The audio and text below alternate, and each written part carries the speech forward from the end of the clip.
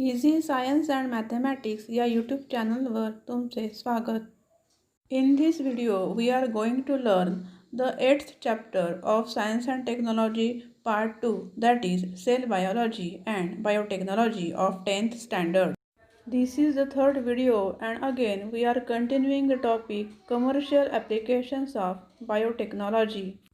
Now, gene therapy, it is used to treat genetic disorders in somatic cells. It has become possible due to biotechnology. For example, phenylketonuria. It is the genetic disorder of hepatocytes, that is the liver cells, and it has become possible to treat it with gene therapy. And this method is called somatic cell gene therapy. Now, what is meant by somatic cells? All the cells except sperms and ova in the body are called somatic cells. तर somatic सेल्समध्ये ज्या genetic disorder निर्माण होतात त्या दुरुस्त करण्यासाठी gene थेरपीचा उपयोग केला जातो. Now cloning, production of replica of any cell or organ or entire organism is called cloning. Replica म्हणजे हुबेहूब प्रतिकृती तयार करणे. मग एखादी पेशी, एखादा अवयव किंवा संपूर्ण प्राणी जसाच्या तसा तयार करणे याला बायोटेक्नॉलॉजीच्या भाषेत क्लोनिंग असं म्हटलं जातं. There are 2 types of cloning. First, reproductive cloning, that is fusion of a nucleus of somatic cell with the enucleated ovum of anybody and that produces a clone. म्हणजे इथे सोमॅटिक सेल्सचे केंद्रक आणि न्यूक्लियस नसलेलं ovum याचा संयोग होऊन clone तयार होतो. Here there is no need of sperm, that is the male gamete, to produce the new organism. म्हणजे नवीन सजीव तयार होण्यासाठी इथे मेल गॅमेट सेलची गरज नसते. Second type, therapeutic cloning. Stem cells can be derived from the cell formed in the laboratory by the union of somatic cell nucleus with the अन्यूक्लिएटेड egg cell. म्हणजे या क्लोनिंगमध्ये स्टेम सेल तयार केली जाते. त्यासाठी somatic सेलचे न्यूक्लियस आणि nucleus नसलेली egg sale याचा संयोग केला जातो. That is called therapeutic cloning. From these stem cells various diseases can be treated. इथे ज्या स्टेम सेल्स तयार होतात त्यामुळे विविध आजारांवर उपचार करणं शक्य झालं आहे. That is therapeutic cloning. In this figure you can see the difference between reproductive cloning and therapeutic cloning. See here, a nucleus is isolated from somatic cell and it is fused with enucleated egg cell that fuses to form egg with somatic nucleus.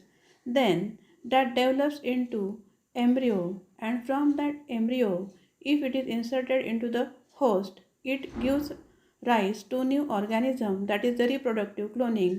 And if it is developed in laboratory, that gives rise to embryonic stem cells, and from those stem cells it is used for the treatment.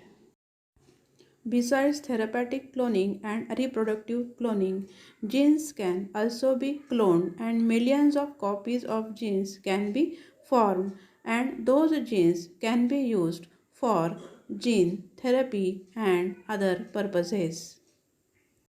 Due to cloning technique, it is possible controlling the inheritance of hereditary diseases. म्हणजे आनुवंशिक रोगांचे संक्रमण रोखणे शक्य झालेलं आहे. As well as continuation of generation.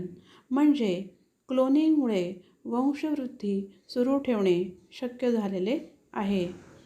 त्याचप्रमाणे एन्हान्सिंग the specific tendency. म्हणजे एखादी विशिष्ट प्रवृत्ती सजीवामध्ये सक्षम करणे शक्य झालेलं आहे. But there is world wide opposition to human cloning. परंतु जगभरामध्ये मानवी क्लोनिंगला विरोध झालेला आहे. Here in this picture you can see a sheep named Dolly born with the cloning technique. Cloning तंत्रज्ञानाच्या साहाय्याने जन्माला आलेली डॉली नावाची मेंढी तुम्ही या चित्रामध्ये बघत आहात. Now industrial products, that is white biotechnology. Here various industrial chemicals are produced with less expensive processes. For example, alcohol from sugar that is produced using transgenic yeast. म्हणजे कमी खर्चाच्या प्रक्रियांद्वारे विविध औद्योगिक रसायने तयार केली जातात. Environment and biotechnology. It has become possible to solve environment-related various problems with the help of biotechnology. For example, remove oil spills in ocean, then sewage treatment, then production of compost from solid organic waste that we have seen in the 7th chapter, that is the microorganisms. Biofertilizers, biosensors, bioremediation and biopesticides, these are some new concepts in biological methods. These are biosensor. He electronic उपकरणं आहे आणि जी शेतीमध्ये उपयोगाला येतात. And these are biopesticides that do not cause any harm to the main crop. Now let us see some examples of bioremediation. For example, Pseudomonas bacteria that are useful for cleaning hydrocarbon and oil pollutants from soil and water. माती आणि पाण्यातील तेल काढून टाकण्यासाठी Pseudomonas या बॅक्टेरियाचा उपयोग केला जातो. Then the fern Pteris vittata, it can absorb arsenic from the soil. Genetically modified variety of Indian mustard can absorb selenium from the soil. Sunflower can absorb uranium and arsenic. Bacterium Deinococcus radiodurans can absorb radiations from radioactive debris. Grasses like alfalfa, then clover and rye are used in phytoremediation. Phytoremediation means absorption or destruction of toxic chemicals and harmful pollutants with the help of plants and microorganisms. Food biotechnology. Food atoms like bread, cheese, yogurt, vinegar, wine, and beer are produced with the help of microorganisms. These food atoms are the oldest one produced with the help of biotechnology. म्हणजे जैवतंत्रज्ञानाचा उपयोग करून पूर्वापार आपल्याकडे अन्न प्रक्रिया केली जाते. DNA fingerprinting. DNA sequence of each person is unique as that of the fingerprints. ज्याप्रमाणे प्रत्येकाच्या बोटाचे ठसे हे ठरलेले असतात, त्याचप्रमाणे प्रत्येकाचा DNA सिक्वेन्स हा युनिक म्हणजे निश्चित असतो. Due to this, identity of any person can be established with the help of its available DNA. त्यामुळे DNAचा उपयोग करून एखाद्या व्यक्तीची ओळख पटवता येते. This is called as DNA fingerprinting. DNA fingerprinting is useful in forensic sciences. म्हणजे गुन्ह्याची उकल करण्यासाठी उपयोग होतो.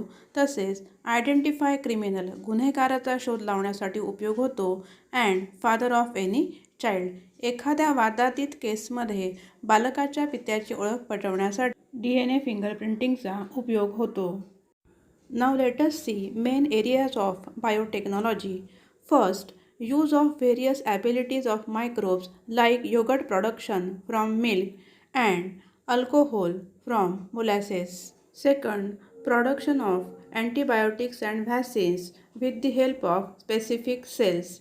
Then third, use of biomolecules like DNA and proteins in human welfare. Fourth is gene manipulation म्हणजे जनुकीय बदल. With this, human growth hormone can be produced as well as plants and animals of desired variety can be produced. Use of genetic and non-genetic techniques, for example, tissue culture and production of hybrid seeds that we have already seen. Now let us see benefits of biotechnology. First, because of biotechnology, it is possible to increase per hectare yield म्हणजे प्रति हेक्टरी उत्पन्न वाढवणं जैवतंत्रज्ञानामुळं शक्य झालेलं आहे. Then second one, expenses on disease control have been minimized म्हणजे रोगनियंत्रणाचा जो खर्च आहे तो कमी लागतो. Third one, development of fast fruit setting varieties. It has increased yield per annum. लवकर फळधारणा होते त्यामुळे वार्षिक उत्पन्न वाढते.